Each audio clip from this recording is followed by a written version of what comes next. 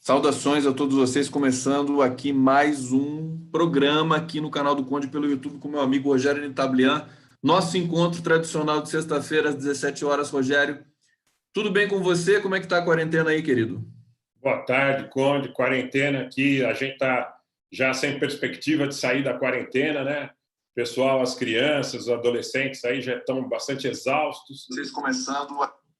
E a gente está assistindo essa falta de capacidade de gestão do nosso governo, que está trabalhando ao contrário, está trabalhando para procrastinar, para adiar cada vez mais o retorno às atividades normais. Rogério, as coisas estão bastante tensionadas, perigosas. A gente vai ter mais um fim de semana dramático com manifestação da extrema-direita em Brasília. Quero falar sobre isso com você. O STF também, dentro dessa dicção ambígua que eles acabam sempre fazendo prevalecer, parece que agora estão confrontando algumas questões e está sendo muito atacado também, né? Então é um fim de semana fatídico. Tem a informação de que o governo teria de dar o vídeo da reunião, né, do Bolsonaro com o Moro, naquele processo que está rolando com o Moro, até 72 horas a partir de quarta-feira. Significa que poderia ser entregue hoje ou na segunda de manhã, bem no momento em que você vai ter uma manifestação em Brasília que me parece que vai ser a mais violenta de todas. E muita gente subestimando esses... A gente já viu os vídeos, as pessoas falando para lá e para cá. Faz um quadro dessa situação para a gente, Rogério, nesse momento dramático aí. A gente vai falar também da pandemia, dos dados aqui, mas eu queria que você fizesse pelo menos primeiro essa leitura aí do STF, das manifestações. Ontem eu vi com perplexidade essa convocatória para que as pessoas estejam na porta do Supremo Tribunal Federal para confrontar uma instituição. O sujeito que está fazendo a manifestação, a convocatória, ele não sabe nem fazer conta, porque ele fala em 35 anos da Constituição de 88, se vê que ele nem para fazer conta serve, né? Porque para qualquer criança, 2020 com 88 são 32 anos. Ele diz que faz 35 anos que o Supremo Tribunal Federal está acabando com o Brasil. Olha, é um discurso que eu fico aqui... O Nelson Teich, o ministro da Saúde, também disse que começou a carreira no SUS há 39 anos e o SUS só começou há 32 anos. Né? Então está no mesmo nível, está no mesmo nível dos adeptos, dos ministros e toda essa gente aí que faz parte do governo Bolsonaro, né? Esse pandemônio em meio à pandemia é absolutamente lamentável. E o fato da repercussão dessas manifestações serem mais violentas, eu sempre tenho dado o exemplo da criança que recebe uma demonstração, uma advertência, e que não recebe a sanção. Então, ele diz assim, olha, você vai ficar de castigo. O que está acontecendo com esses grupos é o seguinte, as notinhas laudatórias, que dizem respeito, olha, nós não gostamos que eles fizeram isso e tudo mais, vão desacreditando a capacidade das instituições e da sociedade brasileira de se contrapor. Porque se você faz as maiores barbaridades do mundo, eu te digo de vez em quando, olha, quando não gostei disso que você fez, você vai dizer, olha, se você não tiver uma índole, que não é o caso dessa gente, para compreender que seu direito termina quando começa do outro, você vai cada vez mais agudizar o processo. Então, eu estou vendo com preocupação e eu acho que o Supremo Tribunal Federal, com o Celso de Mello, teve uma atitude corajosa quando falou na condição coercitiva potencial dos ministros militares. A reação do clube militar é absolutamente inadmissível num Estado de Direito.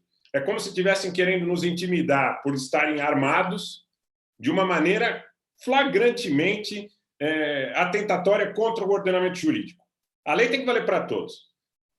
Por um lado, o artigo 221 do Código de Processo Penal assegura a determinados cargos, em função da prerrogativa do foro, né, que ele possa marcar a sua oitiva em comum acordo com o Poder Judiciário, com o Ministério Público. Agora, veja, se o cara não quiser ir, ele tem que ser tratado como qualquer um do povo. Ou porque ele está armado, ou porque ele está numa instituição, ele deve ser tratado fora da Constituição. Conde, eu vi um pedaço do teu papo com o Pilha e com o Fabiano. E vou dizer uma coisa para você. Eu acho que, realmente, como disse o presidente Lula, sou completamente contra qualquer coisa fora da institucionalidade, mas a contundência ela deve ser tomada hoje como sendo, no meu entendimento, o fio condutor da nossa narrativa. A gente não pode mais dizer, não gostamos do que vocês fizeram e parabéns, sabe? Não é por aí, senão essa gente vai deixar todo mundo cada vez mais acuado.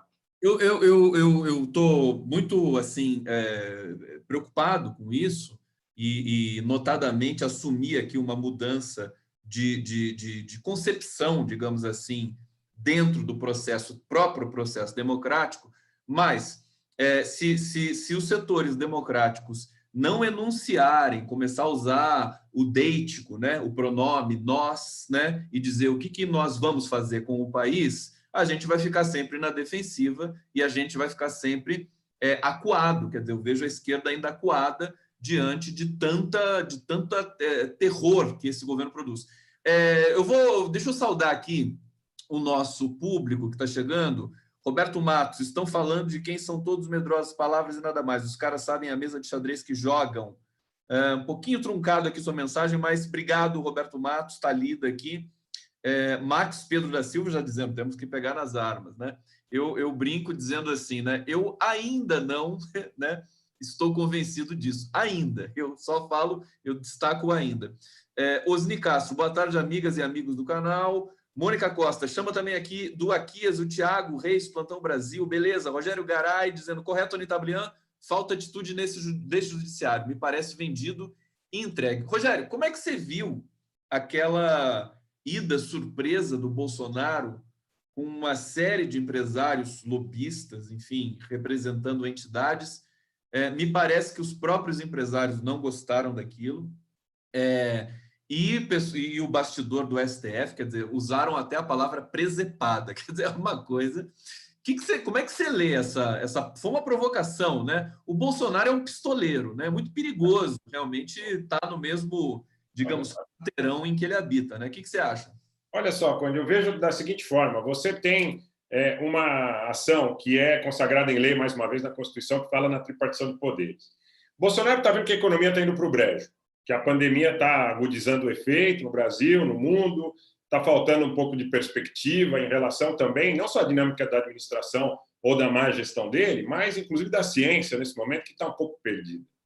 E ele está vendo que a economia está indo para o brejo. E ele está mais preocupado em assegurar um capital político, tanto para se manter no governo, como para ser candidato, eventualmente, em 2022. Vendo que a economia está indo para o brejo, ele está procurando o seguinte, ele está procurando uma narrativa que possa dizer para o eleitorado dele a posteriori que ele sabia disso e que ele tentou evitar. Então, ele vai ao Supremo e grava e transmite live do Supremo. Isso é uma cinte. Não só ele chegar no Supremo sem marcar a hora, mesmo sendo presidente. Né? O Toffoli não estava lá, estava na casa dele. Então, ele chega, parece que os lobistas ou empresários, representantes da Biplast, da Anfávia, etc., não sabiam dessa ação do Bolsonaro, pelo menos assim foi dito. E ele toma a atitude de fazer uma live daquele encontro. E ele é muito capcioso, porque ele diz o seguinte, olha, eu estou avisando, a economia vai para o beleléu, a economia vai para o brejo, e vocês têm que tomar alguma atitude. Só que ele se esquece que o poder judiciário não é poder político. O judiciário não pode estar alinhado politicamente com o Bolsonaro, porque se o judiciário estiver alinhado politicamente com o Bolsonaro, ele passa da posição dele de juiz para a posição dele de ator político. Só que ele quer dividir essa responsabilidade para dizer para o público dele, para esse público mal informado dele, para esse público mal trabalhado, do ponto de vista da educação cívica e política, que ele quis evitar, mas que os culpados são os ministros supremos, que não tomaram uma atitude. E eu acho tímida a denúncia do Toffoli também, porque o Toffoli está lá com o general Ajax. O Toffoli diz que a coisa tem que ser no sentido da composição entre estados, municípios e a federação. Mas ele disse que está ótimo. O Toffoli disse que está tudo perfeito, que o Brasil está conseguindo combater a pandemia da melhor maneira possível. Desculpa, vai lá. Não, ele deve ver em outro país, né? Porque o que a gente está vendo aqui, nos grupos de Facebook, nos grupos de WhatsApp, nos grupos que a gente participa, são notícias todos os dias da perda de entes queridos dos participantes. Então, sinceramente, eu recebi esses dias o deputado Glauber, ele falou o seguinte, ele falou, quando começou a pandemia, o Sardenberg foi de pijama na Globo News para falar que o público tinha que ter precedência sobre o privado. Quando essa gente viu que quem está morrendo é preto e pobre, eles começaram a perder um pouco do medo, vendo que nos bons hospitais o índice de letalidade é muito baixo, e mudaram o discurso. Anitta, ainda bem que você comentou isso, porque conclui aí que depois eu falo. Então, porque, veja, a ideia no começo era deles também, eles diziam que bonito, a Espanha tem uma fila única, que bonito, a Suíça está recebendo gente da Itália, gente da França nas suas UTIs. Então está todo mundo irmanado, porque para eles estava bonito quando eles imaginavam que eles poderiam ser vítimas e que os outros poderiam fazer alguma concessão que eles beneficiassem. Aí, quando eles viram que não, peraí, se você vai para um hospital X, Y ou Z, aqui em São Paulo ou no Rio, principalmente que a gente conhece mais, a possibilidade de que você vá a óbito é pequena. Agora, a população SUS-dependente tem uma enorme possibilidade de ir a óbito. Primeiro porque é uma população que tem muita comorbidade que desconhece. Depois é uma população que majoritariamente tem sobrepeso, em grande parte tem diabetes, em grande parte tem hipertensão arterial desconhecida, em grande parte tem doenças como, por exemplo, hepatite, tuberculose, paludismo, etc., que são nem detectadas são. Né? E eu estou falando aqui sobre o interior do Brasil. Estou falando do Brasil como um todo, interior de Minas, interior do Amazonas, interior do Pará. E agora eles perderam. Esse mesmo pessoal que está exposto nas filas da Caixa também, tentando pegar o benefício que não chega, porque tem problema de cadastro, tem problema de CPF.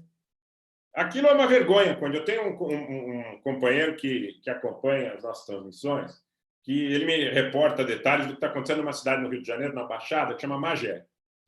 E aí ele diz o seguinte, olha, Caixa Econômica teve uma situação de contaminado, fechou um dia, desinfetaram o ambiente, abriu, 2 dias aberto.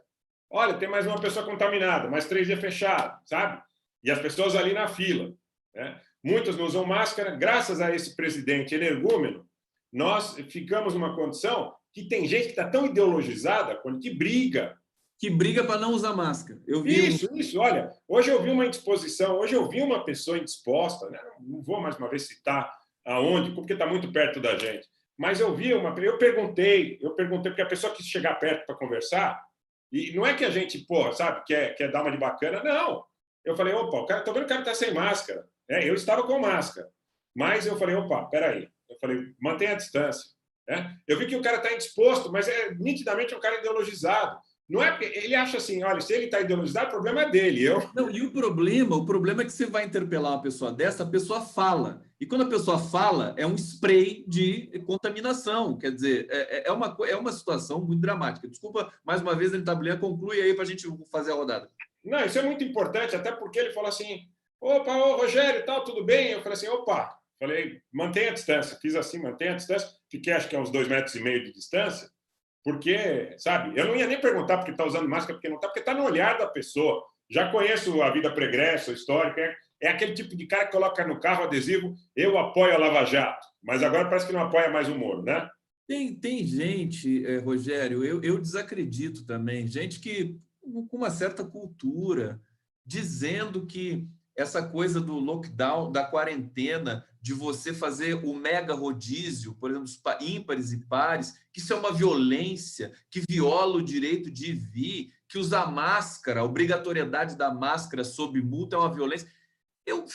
Gente que cursou as melhores faculdades do país, como é que pode, né, ter um nível tão degradado de compreensão do que enfim, a sociedade, do que é o poder público, a necessidade, quer dizer, mínima. Se você se considera a Europa o centro civilizatório do mundo, vai entender o que eles estão fazendo lá. Inclusive, a Itália está abrindo agora um pouco a quarentena e está voltando a ter problemas gravíssimos também. Itália com mais de 30 mil mortes coronavírus. Passo para você, mais uma vez, e aí? Então, e essas pessoas, por exemplo, eu estava dando o detalhe aí da Baixada Fluminense. Né? Na Baixada Fluminense, muitas vezes elas também estão acometidas pelo assédio desse charlatanismo. De gente aí como esse pastor que está vendendo semente de feijão por R$1.000 para curar as pessoas. Onde está a polícia? Isso é charlatanismo, é curandeirismo. Ah, mas não pode, porque eles têm deputados, porque eles têm prefeitos, porque eles têm vereadores. Então, quer dizer, nós voltamos para a monarquia, nós voltamos para o tempo do rei Dom Emanuel I, ou talvez Dom João II, lá em Portugal, no final do século XV. Talvez fosse melhor naquela época. Talvez, porque pelo menos o absolutismo era escancarado. Agora, o Valdemiro vende uma semente de feijão por R$1.000?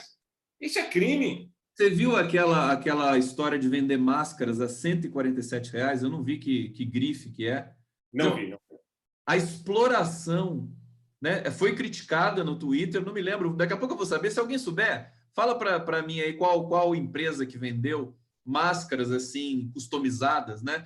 R$147. E não é para beneficiar, não é para a verba converter para benefício de atendimento e tudo mais. É geração de lucro explícita. Rogério, eu quero dizer que o bate-papo público maravilhoso. Peço inscrições aqui no canal do Conde, peço inscrições para o canal do Anitablian, seguir a gente no Twitter também, só procurar lá Gustavo Conde no Twitter, Rogério Anitablian também vai aparecer rapidinho se você buscar no Twitter. Rogério, você falou da fila única, acho importante, e daqui a pouco eu vou fazer a rodada de leitura. Aqui, ó, Bárbara Jung já colocou, Ana Beatriz Torreal, Osklen. É uma marca. Você conhece essa marca? Conheço. Essa marca tem loja nos shoppings de luxo aqui em São Paulo, na maioria. Ah, então é isso. Então tá explicado. Bom, eu queria falar da fila única porque é o seguinte, a gente está vendo o seguinte fenômeno que você acabou de dizer aqui, hospitais privados vazios, tão vazios, não todos, evidentemente, tem uns casos aí dramáticos de São Paulo realmente, mas você tem uma massa gigantesca de vagas em UTI que não estão sendo utilizadas. Você já tem a superlotação do SUS em quase todo o território nacional e tem essa discussão de produzir fila única e que você já pontuou aí também que a elite brasileira não quer essa fila única. Não quer. E o Tais está falando agora que isso é uma questão que depreciaria a imagem do Brasil no exterior, porque entenderiam como uma espécie de estatização do setor da saúde. E eles não querem essa concepção porque colocariam o Brasil em maus lençóis em relação a investidores. E eu pergunto, o governo Pedro Sánchez na Espanha pensa dessa forma? O governo, por exemplo, da Itália, que é um governo de direita, pensa dessa forma? Todos os países europeus fizeram fila única, que eu saiba. Mais do que isso, a Suíça abriu as UTIs para receber gente de fora do país, e a Suíça não é membro da União Europeia. Né? Então, quer dizer, é uma questão de sanidade. Como que a gente pode... Mas aqui a gente está muito atrasado. Se as pessoas acham... Eu vou falar um negócio que eu fiquei escandalizado e que eu até passei mal ontem. Eu ia brigar, mas eu falei, não vou brigar porque não vai levar a nada. Eu, de novo, estava conversando com uma pessoa, amigo de muito tempo, e falando sobre essa questão. E é médico, o cara é médico. E aí eu falei para ele dessa necessidade, né? E você sabe o que ele me respondeu? Cada um cuida do seu entorno. É assim que pensa muita gente no Brasil. Pois é. Eu até estou entendendo que o Nelson Tais foi levado para o Ministério justamente para conduzir esse processo, porque ele é um sujeito da operação dos planos de saúde, né? Da esfera de saúde privada, não sabe colocar uma máscara, quer dizer, é um desastre o Nelson Tais. Francamente, não sabe dar uma entrevista, não conhece nada da realidade sanitária do país. A gente percebe isso, que ele é um títere absolutamente degradado ali, mais um dos que o Bolsonaro constitui, mas para criar essa engenharia justamente, por quê? Porque se precisar, e vai precisar, das vagas de UTIs do sistema privado, o sistema privado pode faturar muito, porque o Estado vai pagar essas vagas que vão ser utilizadas. Acho que é essa engenharia para a qual ele foi convocado para construir ali dentro do Ministério da Saúde. Você acha que... Sim, eu acho que sim. Desenlace disso. Fala. Porque, por exemplo, você pega, como o Glauber falou do Sardenberg, todos os comentários da Globo News, que, aliás, muda, né, o nome, muda o prenome, muda o sobrenome, muda o estado de onde fala, mas a concepção deles é toda uniforme, sempre. Não tem discordância. Eu nunca vi um debate que não tem discordância, jamais. Né? E é incrível, é medíocre demais. E quando começou a pandemia, eles elogiavam essas atitudes, essas ações, como sendo ações que o Brasil, inclusive o Mandetta falou sobre isso, né, devesse adotar em algum tempo. Não, realmente, agora é a hora da precedência do público sobre o privado, porque estavam com medo. Estavam com medo e pensando, opa, eu posso ser afetado pessoalmente. Quando o pessoal começou a perceber que em determinado hospital A, B, C, D, não vamos citar aqui para não fazer propaganda nem polêmica desnecessária, morre 0,1% das pessoas que são acometidas pela forma grave, eles começaram a pensar o seguinte, opa, talvez não vale a pena a gente assumir esse risco. Porque é um discurso que, de alguma forma, ele vai em cascata, que vale depois para a educação, que vale depois para a saúde de uma forma geral. É a precedência do público sobre o privado. E eles aceitaram. A gente tem que resgatar esses vídeos. Como? Não sei se é alguma forma de nós fazermos isso, mas eles falaram no primeiro momento, olha, é hora de responder. Até o Mainardi falou sobre isso. É que o processo é tão vertiginoso de noticiário, de discurso que vai se sobrepondo e vai caindo no esquecimento. Você tem toda a razão, a gente deveria resgatar essas. Eu quero saber por que eles mudaram de opinião. Outra coisa, faz uma semana que a grande mídia, mesmo os números da pandemia tendo aumentado, como esse número aumentou, mas aumentou para o lado fraco o lado fraco da corda que está estourando, é o preto, é o pobre, é o morador da periferia que está morrendo, eles começaram a dar notícia do Moro e do Bolsonaro com letra garrafal e começaram a jogar a pandemia para baixo do portal. No Globo, na Folha, no Estado, pode reparar aí, o amigo e a amiga, na última semana, como é que essa coisa se desenvolveu. Já não é mais aquele assunto que era antes. E se isso se consolidar, em algum momento eles vão colocar, daqui a pouquinho vira notinha de rodapé. Pois é, mais uma estripulia do nosso necrojornalismo. Deixa eu ir para o bate-papo aqui. Nazir Almeida Tavares dizendo, Conde, é triste descobrir quanta ignorância existe ainda entre pessoas que são escolarizadas, fascistas. Juro que eu fico estarrecido também. Pessoas com quem eu tive debates bacanas, democráticos, né? Com muito dissenso, mas num nível de civilização estabelecido. Sil Lopes dizendo aqui, acabei de perder um amigo para a Covid, revoltante, muita gente perdendo já pessoas próximas, entes queridos aqui, entre nós, entre as comunidades, entre os coletivos. José Carlos Diniz Gonçalves, boa tarde a todos, sou morador de Nova Iguaçu e apesar dos constantes avisos da Prefeitura, as coisas parecem que estão normais. A gente vê realmente uma violação de quarentena aqui na minha cidade, todas as cidades do interior do Brasil, informação que a gente tem é de... parece uma festa, as pessoas parecem que estão de férias, né? Saem, passeiam, povoam a praça, então, ninguém realmente...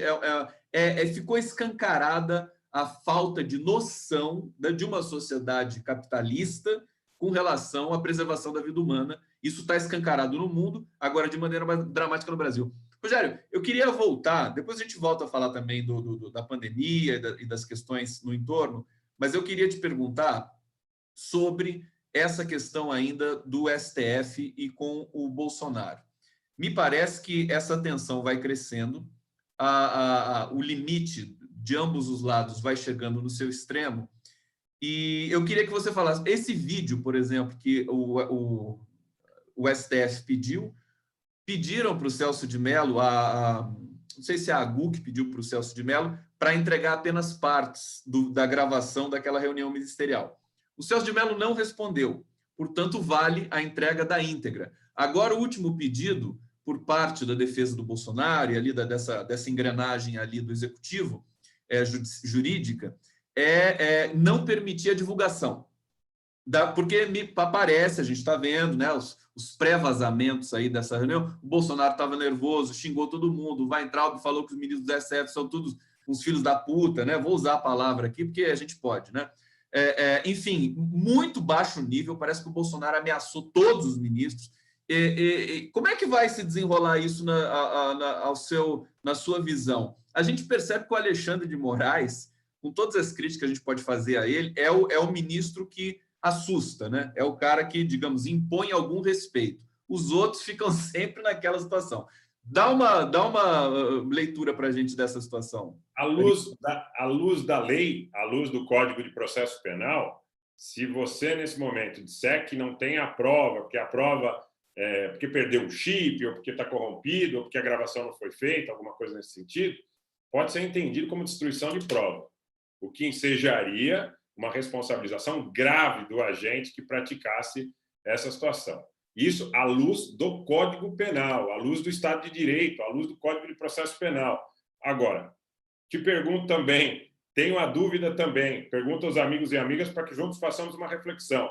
Se as pessoas reclamam no Brasil, quando alguém como Celso de Mello diz que se o sujeito não cumprir a lei, estará sujeito aos mesmos expedientes legais que todos estão, em se tratando, por exemplo, dos generais ministros militares, e eles se rebelam, eles se revoltam, eles fazem plantação com a Andréa Sadi, né? A Andréa Sadi realmente agiu como agrojornalista.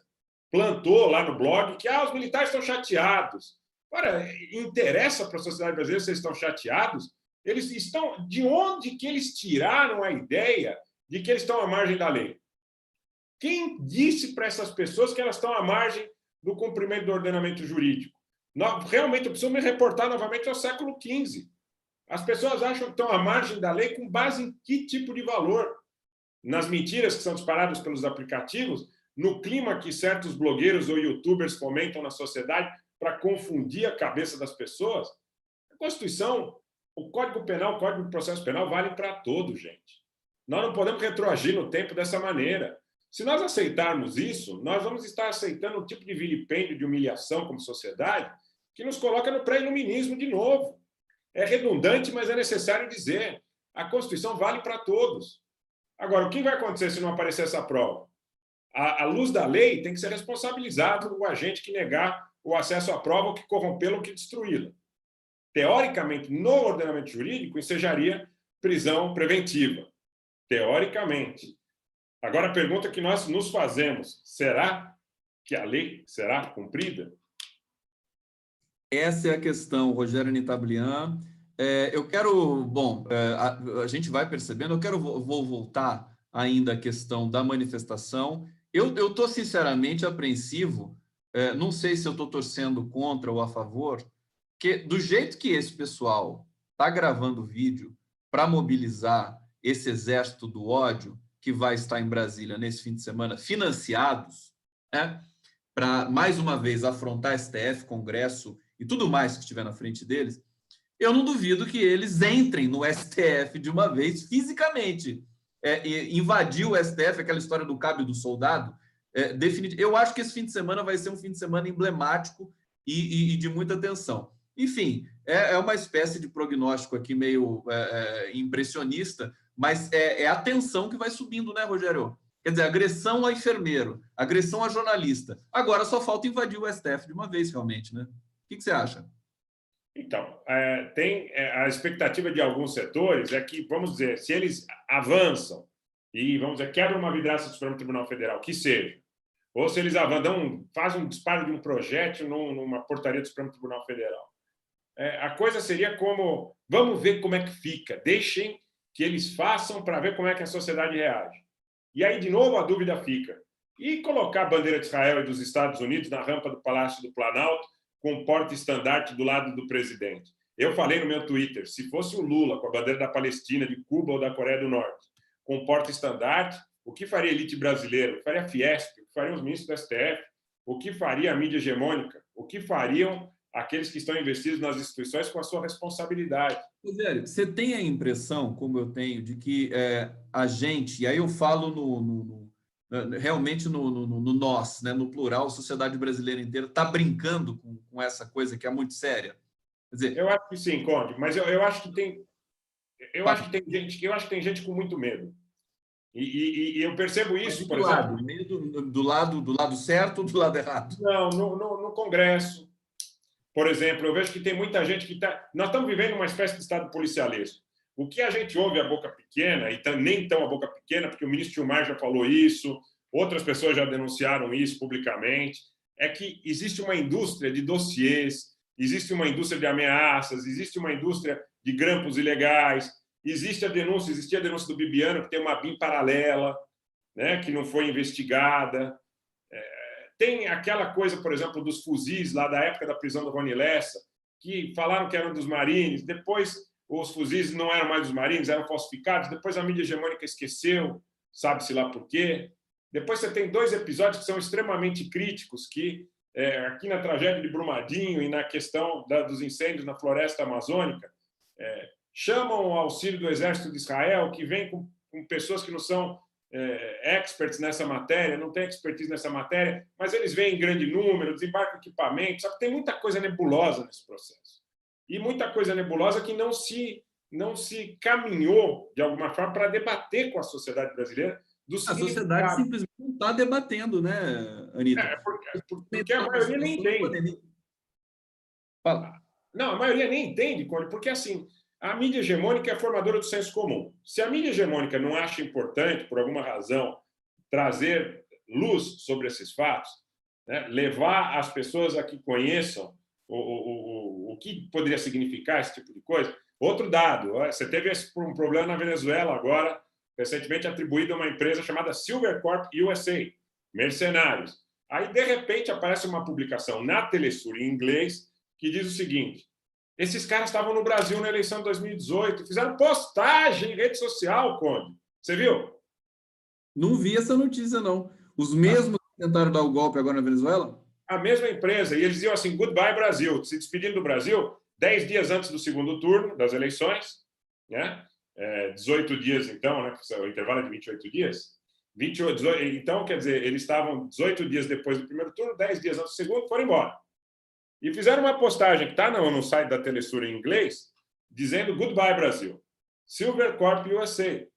Né? Então, essa denúncia já existia, que havia a presença de estrangeiros no Brasil durante esse período eleitoral.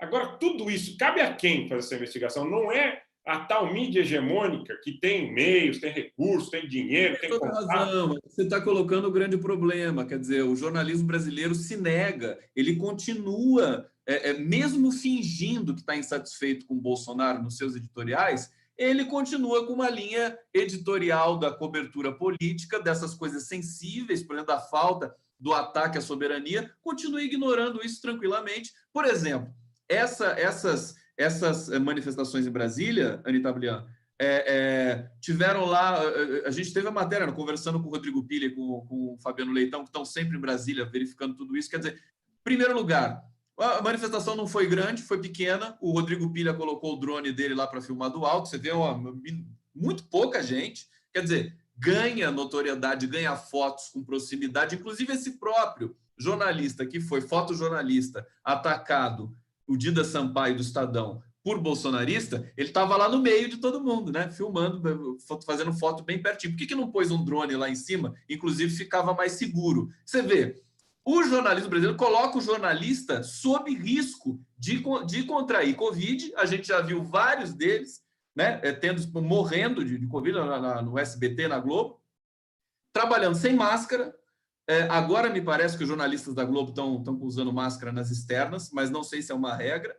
E a gente produz essas matérias, que são matérias que, na verdade, só alimentam esse exército digital do bolsonarismo.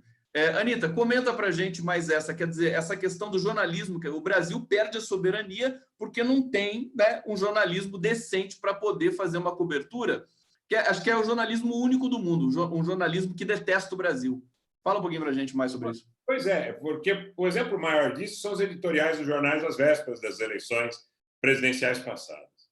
Eles falavam no segundo turno que havia um combate que estava sendo travado entre dois extremismos. Eu quero que alguém me diga, que alguém me explique em sã consciência o Fernando Haddad como extremista.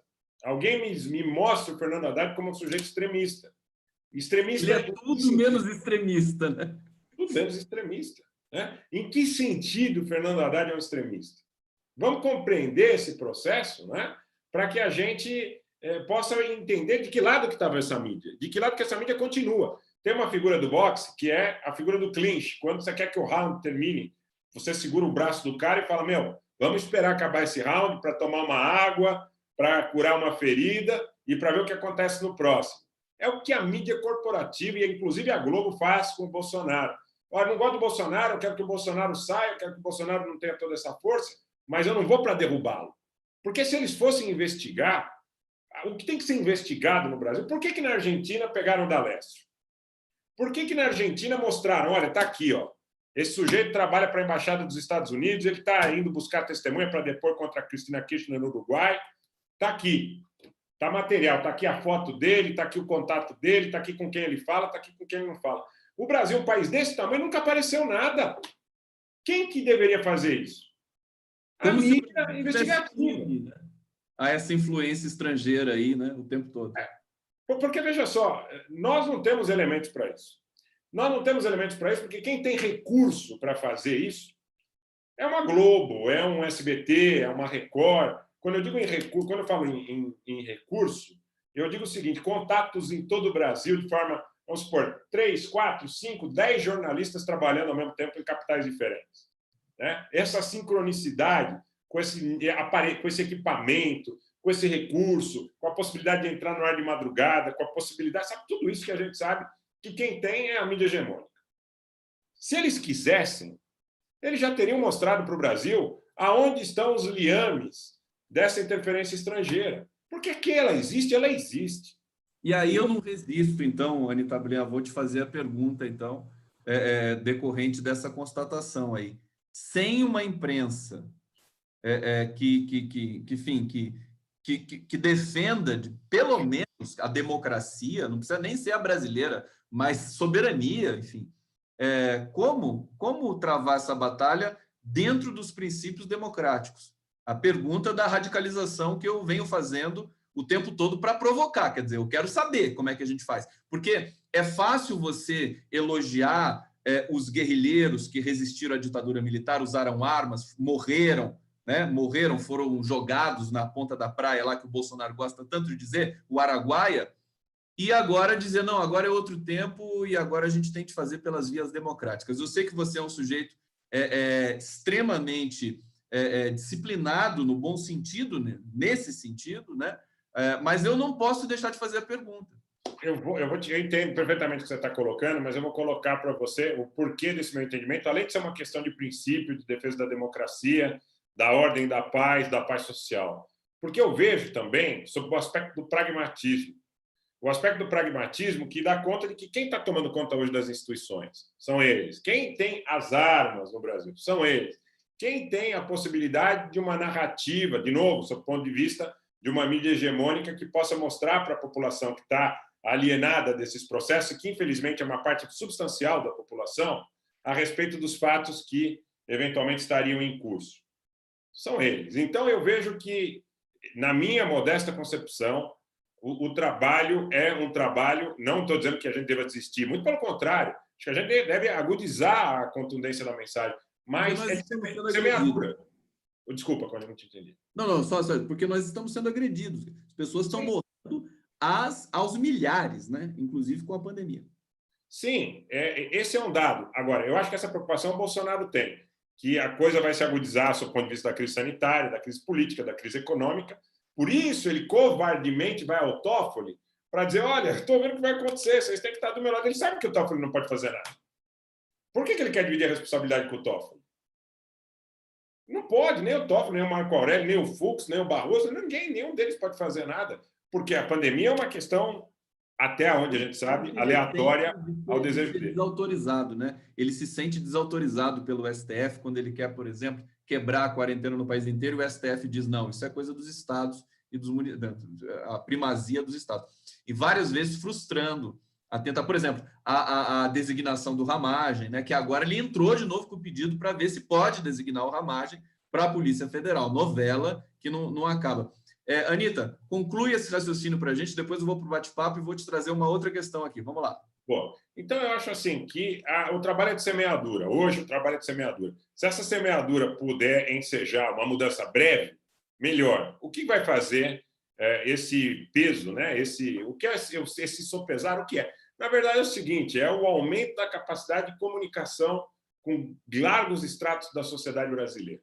Se a gente tiver a competência, a capacidade de ampliar esse diálogo de maneira inteligível, de maneira razoável, de maneira que as pessoas compreendam o que se sucede, nós talvez tenhamos uma semeadura com possibilidade de uma colheita mais breve.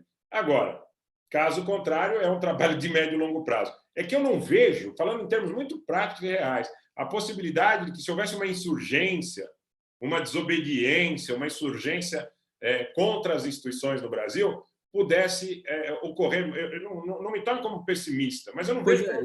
Deixa eu só, então, colocar mais uma questão antes de ir para o bate-papo para você.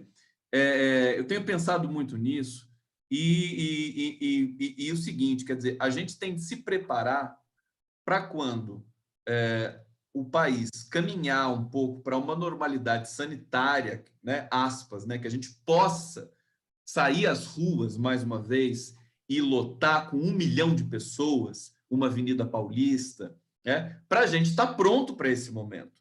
Eu acho que esse é o ponto. A gente sabe que esse momento ele não aparece assim no estalo e no desejo nem do próprio Lula, que às vezes tem que construir, né, essa possibilidade, e é a construção através do discurso, através da palavra. Quer dizer, é bom a gente ir se preparando para esse confronto, digamos, dentro de um processo democrático de povoamento das ruas, povoamento das redes, que também não está, digamos assim, divorciado desse processo, para quando chegar o momento a gente está pronto. Exatamente isso. Porque agora a gente está realmente paralisado, perplexo, com várias questões, mas paralisado em função também de uma crise sanitária em que a gente fica de mãos atadas, quer dizer, não podemos lotar as avenidas para pedir a queda do Bolsonaro nesse momento. Fala. É isso, é isso. E eu acho que as redes fazem um papel fundamental nesse momento, não só porque agora a gente não pode sair às ruas, como também é uma tendência desse momento. O que eu tenho, por exemplo, notado é que as televisões, a CNN, a Globo News, elas estão passando ao nosso formato de interação. Eles estão vindo ao contrário, porque antes a gente dizia, olha, nós precisamos ter um formato de comunicação, de interação parecido com o que eles têm. E o que eu estou assistindo, em razão da pandemia, é que o formato, inclusive até as próprias plataformas que eles estão usando, muitas vezes são as mesmas plataformas que a gente usa. E eles estão vindo também para as plataformas como o YouTube, mais do que já estavam, eles estão vindo ao encontro do modelo de comunicação que nós temos. Aí, se fosse só isso, só para rapidamente concluir, se fosse só isso, tudo bem. Mas o que acontece é o seguinte, não é um embate da mídia hegemônica com o setor progressista. O problema é que também nesse modelo na plataforma, eles têm um monte de picareta trabalhando para contar mentira para o povo. Esse é o ponto. Eles não vinham antes para essa linguagem. A Folha de São Paulo, inclusive o editor deles lá, executivo, como é que é o nome dele? O Dávila, Sérgio Dávila, ele disse que saiu do Facebook, né? Reclamando que não tinha visibilidade e tudo mais. O YouTube da Folha de São Paulo um pouco incipiente para o tamanho e para o investimento que eles têm, né? Nós aqui, e muita gente faz perfis com muito mais audiência, muito mais inscritos que a Folha de São Paulo, e isso é um pouco humilhante para eles, porque é uma linguagem mais real, você precisa estar mais perto do seu leitor, você não pode enrolar o seu... Aqui, o público que está aqui assistindo a gente, não tem como enrolar essas pessoas, elas estão aqui livres, elas podem imediatamente sair para outra live, elas criticam, inclusive eu vou para um bate-papo, Posso dar uma notícia em relação a isso? Você falou, eu fui dando uma sapeada aqui. A TV Folha está ao vivo, tem 158 pessoas assistindo. Pois é, você está vendo? E nós aqui estamos com quase 500 no meu canal, que é um canal pequeno ainda. Vai crescer, que nem o seu, né, Anitta Blian? Olha só, vamos lá para o bate-papo. Gente, quero agradecer aqui, muita gente aqui. Olha só, Fabrício Tavares perguntando, como vamos fazer? Mosca na sopa. Saudade de você, mosca na sopa. Jornalismo de verdade nunca foi o fora da imprensa hegemônica do Brasil. Sempre esconderam os fatos. E esse jornalismo morreu de vez com o golpe. A gente vai dizendo, né? Tem gente que fala, não, o jornalismo melhorou, não melhorou, não.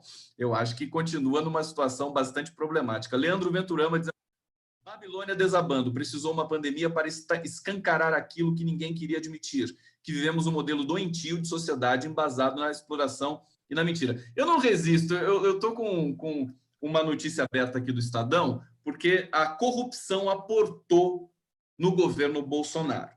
A questão do Centrão. Mas antes de falar disso, Rogério Nitablian, hoje se comemora 75 anos da derrota do nazismo alemão. Hoje me chamaram a atenção, não é do nazismo, é do nazismo alemão, porque o nazismo brasileiro está aqui, né? Do nazismo alemão para o comunismo. Stalin, o verdadeiro, né, digamos, vitorioso naquele processo ali da Segunda Guerra Mundial. Que lição a gente tem desse processo? Quer dizer, a historiografia ocidental fez questão de demonizar o Joseph Stalin, que foi o verdadeiro responsável pela derrota dos alemães. Como é que você lê esse episódio, Anitta? Eles foram sofisticando as maneiras de se comunicar com as pessoas de um modo geral, né? Esses setores que é sempre bom lembrar, sei que é algo bastante polêmico e difícil de ser suscitado, mas os incentivadores, os apoiadores desse regime nazista na Alemanha no início, muitos deles estavam ligados à finança transnacional, que é uma coisa que não se comenta, que não se fala, é como se fosse um dado proibido, né? É a mesma coisa que a mídia hegemônica faz em relação às bandeiras dos países estrangeiros na rampa do Palácio do Planalto. Muitos banqueiros apoiaram o governo do Hitler. Muitos banqueiros ajudaram a Alemanha a se armar.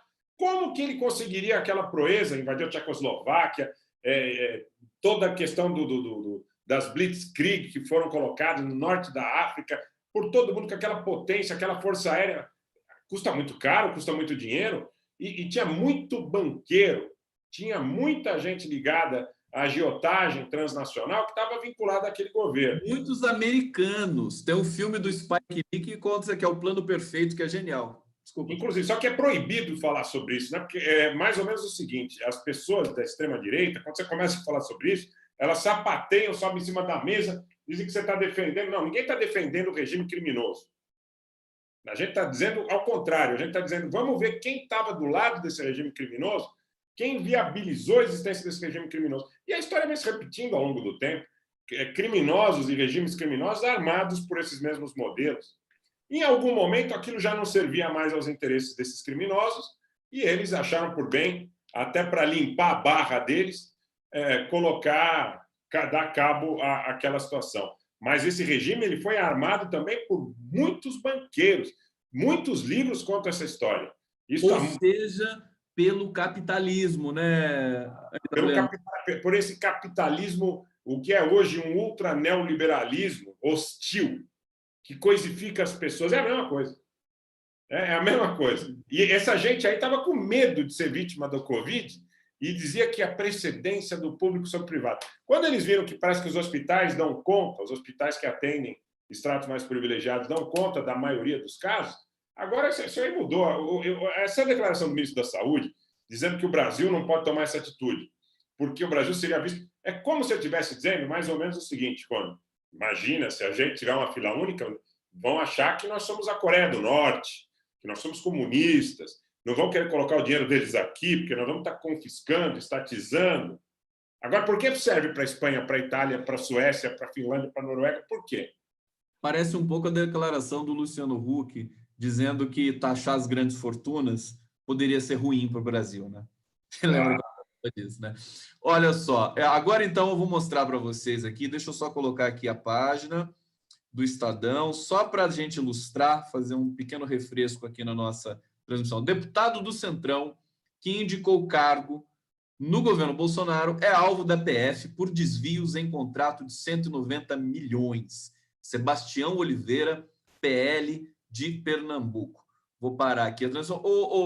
Anita Blian, por que essa notícia me chama? A gente sabe que o Bolsonaro, que enfim, toda a rede ali no entorno dele é extremamente corrupta, né? Toda essa engrenagem de nomeações e tal. É a corrupção e a incompetência, né? Que leva, por exemplo, figuras como Weintraub, que leva figuras como Ricardo Salles, né?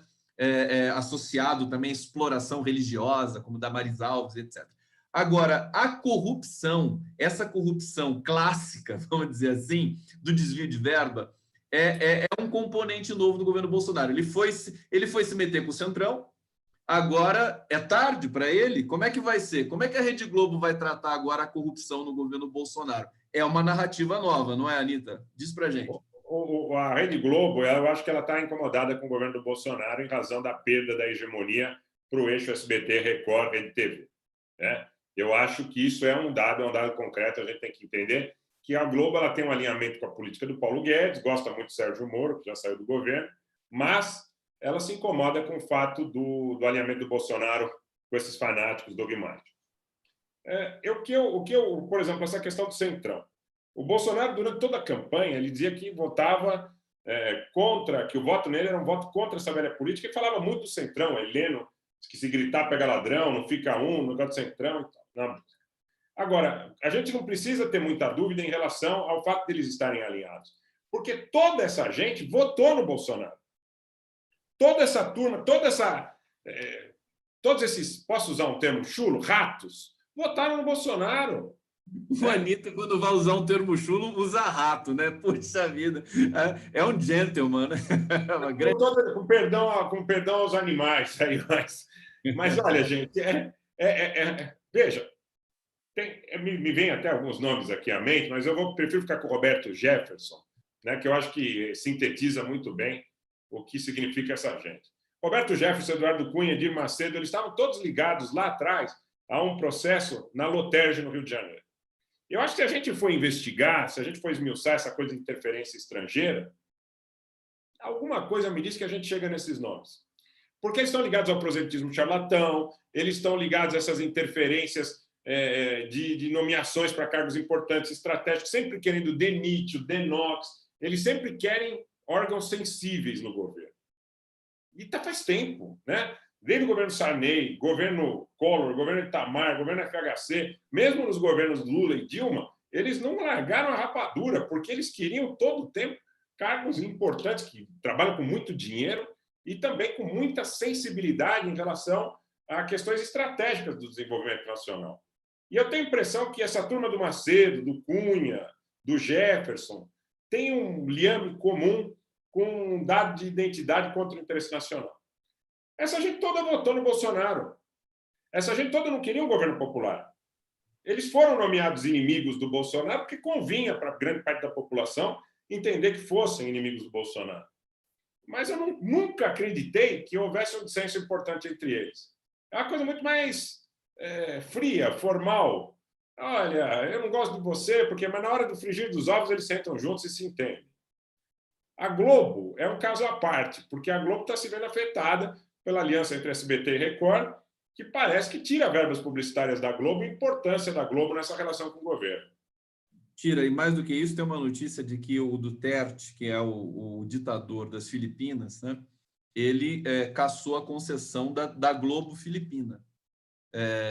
Ainda preciso refinar essa informação, mas era uma informação para deixar a Globo também de barbas de molho. O problema, a gente percebe, eu tenho monitorado, eu não digo assistido, né? Tenho monitorado o Jornal Nacional, a gente percebe que existe um tom ali mais invasivo com relação ao governo, né? Mais emotivo, a Globo entrando. Tá? A Globo podia fazer uma minissérie agora, Anitta Blian, assim, de uma grande epidemia que assola um país, né?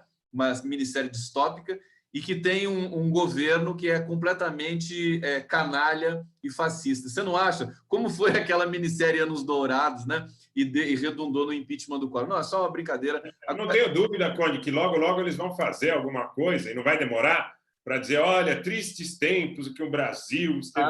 todo mundo. Está na cara. Isso aí está cara. São 4.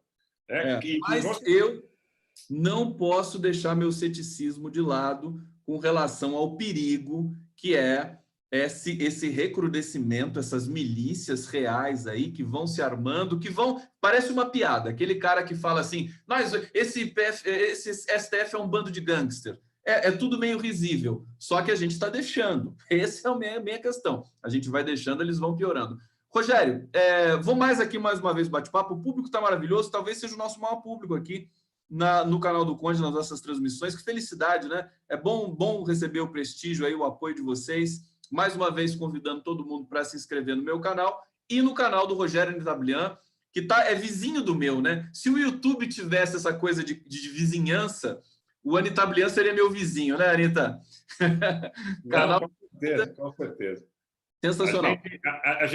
Eu tenho notado também, quando que as pessoas estão nos últimos dias, apesar da quantidade de lives, né, enorme quantidade de lives de oferta que tem, de gente ensinando a lavar fechadura de porta com bactericida, fazer bolo, fazer omelete, fazer crepioca, fazer não sei o quê, tudo bem. Mas eu tenho notado que as pessoas estão muito interessadas nos últimos dias, e talvez seja até em função desse processo de agudização dessas ameaças desses grupos radicais.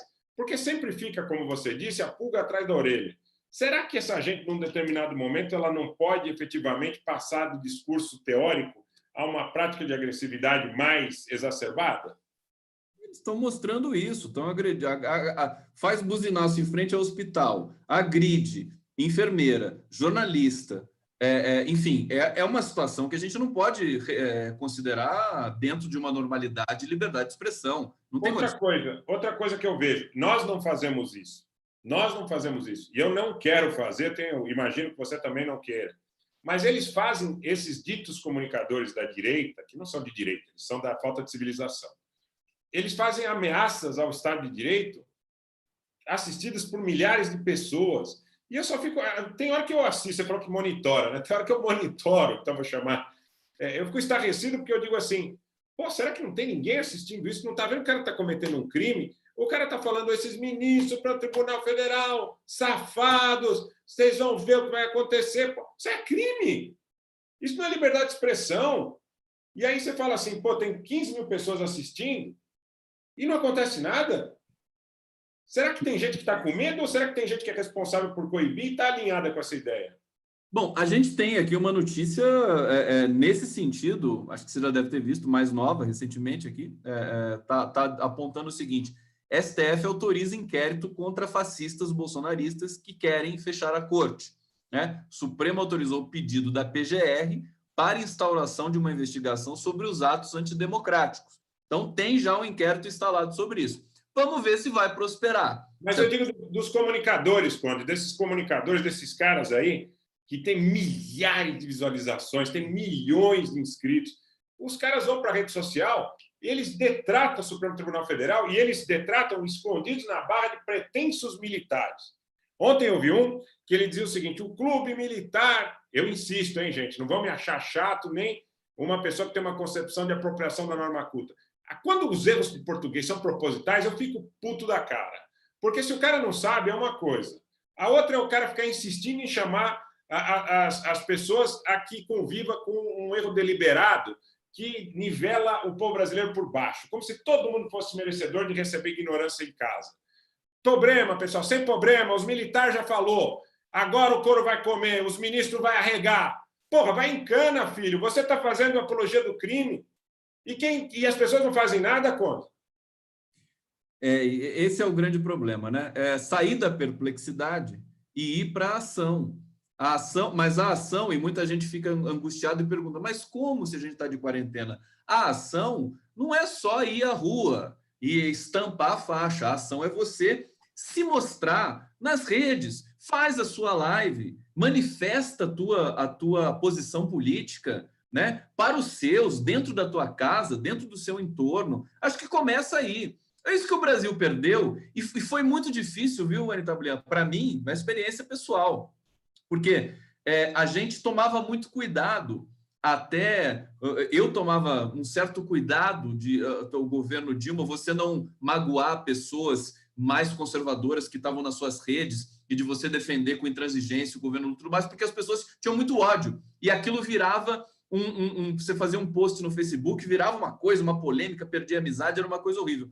Mas a partir do momento que eu resolvi mergulhar de cabeça, começar a escrever e a dizer coisas realmente assim, e arcar com as consequências de repente, o amigo da infância nunca mais falar com você, eu falei, não vou perder esse amigo. Eu perco porque eu prefiro ter um país, prefiro ter uma dignidade. Aí tudo se iluminou, pelo menos, dentro do escopo da nossa atividade linguageira, das redes e tudo mais. Eu acho que é isso. Acho que é uma coisa mais estrutural do que estratégica, né? Você tem uma relação com você mesmo. Estou falando aqui agora para todo mundo que está assistindo a gente também, né? Construir uma relação interna de soberania interna. Todo mundo é uma espécie de país. Você tem de ter soberania sobre as suas ideias. Não pode ter medo de defender. Eu sinto isso muito ainda nas pessoas alinhadas à esquerda. Tem medo de dizer o que pensam para não magoar o amigo que é conservador. Eu concordo. Até um determinado ponto, eu sempre, e ainda continuo achando que a sociedade brasileira só vai progredir quando houver um consenso, um pacto, uma repactuação, como na Constituição de 86, de 88, que os constituintes foram eleitos em 86, onde você construiu um pacto com funcionalismo, com militares, com profissionais liberais, com trabalhadores, com sindicatos, com empresários, com pequenos empresários, com ruralistas. Tem que chamar todo mundo para conversar. Eu ainda acho, você pode até acreditar que eu seja um romântico, mas eu ainda acho que na porrada não vai. Porque sempre existe uma consequência para uma ação de violência em relação a alguém, mesmo que você esteja numa posição de supremacia. Tem um velho ditado que diz que quem apanha não esquece. Então, eu acho que esse é um ditado que, olha, quem apanha não esquece. Quem bate esquece, bateu esquece, mas quem apanhou muitas vezes não esquece. Então, eu acho que com pacto a gente constrói uma sociedade melhor. Pode demorar, mas constrói. Agora, quero dizer, minha indignação em relação a essas pessoas que fazem ameaça de prática de crime em rede social. Por que o Estado brasileiro não toma uma atitude para coibir esse tipo de coisa? Anita, rapidamente, que a gente já está estourando o nosso tempo, mas eu quero trazer duas questões ainda para você. Uma coisa é o seguinte, o João Dória, governador do estado de São Paulo hoje, esticou a quarentena porque está em ascendente, né? Daqui a pouco a gente vai ter o dado. Deixa eu ver se a Folha de São Paulo já jogou o dado aqui do dia das mortes no Brasil. Geralmente sai nesse horário. ainda não saiu, mas os dados são: no Rio de Janeiro se cogita o lockdown, Niterói já decretou lockdown, que é fechar tudo absolutamente, como foi feito na Espanha, como foi feito em Milão, como foi feito na Itália em grande medida. E aí, mas o que eu queria que você comentasse? Esse pessoal do comércio bolsonarista que quer abertura, reabertura, o fim da quarentena a qualquer custo, já planeja uma manifestação. Você que está aí pertinho da Paulista vai sofrer com isso nesse fim de semana mais uma vez. Eles vão, de novo, tumultuar. E aí, pergunta também que fica no ar para você pontuar rapidamente, né? Polícia Militar não faz nada, quer dizer, não existe uma lei, não deveria levar preso esse pessoal que viola a quarentena e que insulta o governo, insulta qualquer poder público do estado de São Paulo? Fala para a gente, Anitta. Lembra quando João Goulart foi acusado de ter uma ligação direta com os sargentos, de ter uma tentativa de insubordinação dentro das forças em relação a subverter os altos mandos, a hierarquia e tudo mais? O que é diferente disso que o Bolsonaro faz quando, por exemplo, comparece a determinados atos que dizem respeito a interesse das baixas patentes e, eventualmente, chancela pleitos que ferem a hierarquia? É a mesma coisa. Então, eu acho que tem uma linha tênue. Quero dizer que tem muita gente, ao contrário do que a gente possa imaginar, tem muita gente nas instituições, seja nas polícias militares, seja nas polícias judiciárias, seja no MP, seja no MP federal, nos MPs estaduais, até na magistratura federal e estadual, que não concorda com essa gente. Tem muita gente progressista que, inclusive, nos segue, que, inclusive, conversa muito com a gente, dizendo da sua inconformidade. Agora, tem uma linha tênue, porque tem muita gente que está alinhada com esse discurso extremista, eugenista, radical, preconceituoso dentro das instituições que estão armadas. Então, quer dizer, à luz da lei, eu entendo que poderia haver, inclusive, uma imputação de crime de periclitação contra a saúde pública, que está tipificado no Código Penal, porque na medida em que a aglomeração expõe o outro a risco, há a clareza de que aquela seria uma ação delituosa. Por que não prende? Eu acho que tem uma tensa relação, um equilíbrio tenso entre gente que é adepta dessa possibilidade legal e gente que não é. Então, sabe aquele risco da conflagração que existe? Então, é aquela coisa, vamos contemporizar para não... E essa contemporização, ela talvez custe muito caro à sociedade brasileira, porque futuramente, talvez, essa contemporização leve a um reforço da ação ilegal por parte de paramilitares, milícias e gente que está fora da lei, fora do ordenamento jurídico. Rogério Nitablian, eu queria que você comentasse. Você viu a Regina Duarte ontem? Puta, aquilo ali o cara tem que tomar um Dramin, um Vonal antes de assistir, porque... Eu, sinceramente, quando eu li a respeito, eu falei assim, cara, mais uma presepada da Regina. Mas aí eu fui ver na negócio da CNN lá e tal, e vi um pedaço da entrevista, e depois vi o finalzinho fatídico lá, em que aparece a Maite Proença e tudo mais. Agora, isso é emblemático, né, Rogério? Quer dizer, a apelação da Regina Duarte e as metáforas que ela usou para a CNN, não estou nem defendendo a CNN, mas acho que praticou jornalismo minimamente profissional ali, interpelando um agente, um operador do governo, que é a Regina Duarte. Quer dizer, depois a Maite Proença dizendo, pô, morreu tanta gente, você não produziu nenhuma manifestação, Estado brasileiro, e a Regina Duarte usar a metáfora, falar, essa gravação da Maite é velha, tem 2 anos, mentindo assim, descaradamente, quer dizer, o convívio com o Bolsonaro, a mentira é contagiosa. É isso, Anitta? Eu acho que tem um detalhe aí também, que eu estava pensando ontem, que a Regina, por exemplo, ela não está vinculada a nenhum partido político. Então, a manutenção dela no cargo está diretamente vinculada ao fato da capacidade dela de puxar o saco do Bolsonaro. Porque você tem um ministro no DEM, por exemplo, o Mandetta, né? Era um ministro vinculado ao DEM. Um Lorenzoni. A Tereza Cristina. Então, se tiver algum estremecimento, esse ministro vai recorrer ao partido, que vai recorrer ao presidente, que vai conversar, que vai, né, naquele equilíbrio do sistema republicano, desse presidencialismo com tônus de parlamentarismo, né, vai ter algum poder de barganha. Agora, se a Regina Duarte contrariar o Bolsonaro põe ela para correr. Não, ele já estava pondo, né? Já estava numa situação delicada ali, tudo mais. É muita avacalhação, né? A verdade é essa. Né? Que final que horrível para Regina Duarte. Enfim, ela tinha alguma reputação, mesmo com aquela história lá do medo dela, que ela apareceu, que a gente acha que foi, né? Que a gente entende aquele deslize total dela. Agora, essa ida para o governo foi demais. Só para acabar, Anitta Blian, e agradecendo a todo mundo aqui que acompanhou, apareceu hoje uma hashtag. Hoje eu acordei, achei super curioso, que eu acordo, vou para o Twitter para ver que hashtag que o gabinete do ódio subiu. Né? Hoje ele não subiu. Não subiu fechado com o Bolsonaro. Nenhuma dessas hashtags. Acho que deu férias hoje para os robôs e tal, pessoal, né? O pessoal trabalha muito, né? Então, hoje acho que foi férias. Mas subiu uma hashtag muito curiosa, que é direita contra o bolsopetismo. Eu fiquei assim, estarrecido, e pensei assim: será que o Sérgio Moro, a Lava Jato, porque isso é coisa da Lava Jato, né? Será que eles estão agindo agora para ocupar o espaço, colocando Bolsonaro e Lula no mesmo caldeirão? Evidentemente, todo mundo aqui sabe, não tem condições de colocar os dois né, no mesmo lugar, mas isso tem uma toxicidade semiótica, quer dizer, bolsopetismo. Eu acho que pode implodir o bolsonarismo, essa hashtag. O que você acha, Anitta? É curioso, né? Tem um núcleo duro ainda da ordem de 25%, a gente vem falando isso há muito tempo, inclusive logo que ele assumiu, já tinha uma cara nesse sentido, né? Mas agora essa cara ficou ainda mais transparente.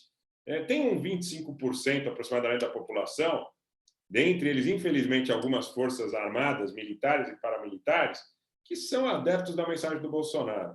Historicamente é um dado muito alto, porque eu sempre fazia uma correlação, até quando começaram essas manifestações verde e amarelas com extremistas, dizendo, não, isso aí é 6, 8% da população. Na realidade é mais.